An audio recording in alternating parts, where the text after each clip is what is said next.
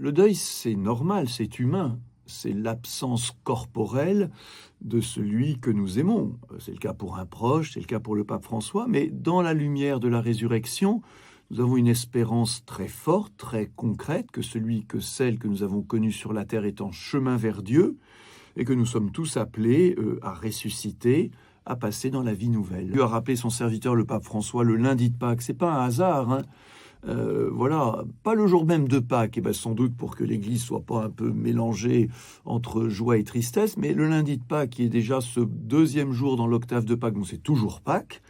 Donc c'est dans la lumière de Pâques, dans cette joie de Pâques, bien que Dieu a rappelé à lui le pape François. Il y a un message très fort pour toute l'Église et pour le monde entier. Quelle richesse le pape François nous a laissé, certainement comme tous les papes, mais il y a tellement de choses fortes. Moi, il m'en viennent plusieurs à l'esprit. Bon, la première, quand même, fondamentalement, c'est que le pape François a voulu que l'Église regarde moins le nombril et soit en sortie vers le monde, et en particulier vers ce qu'il appelait les périphéries.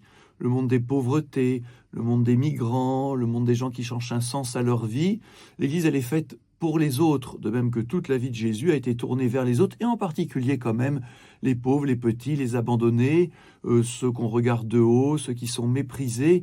Le pape François a vraiment retranscrit pour aujourd'hui tout simplement l'évangile du Christ.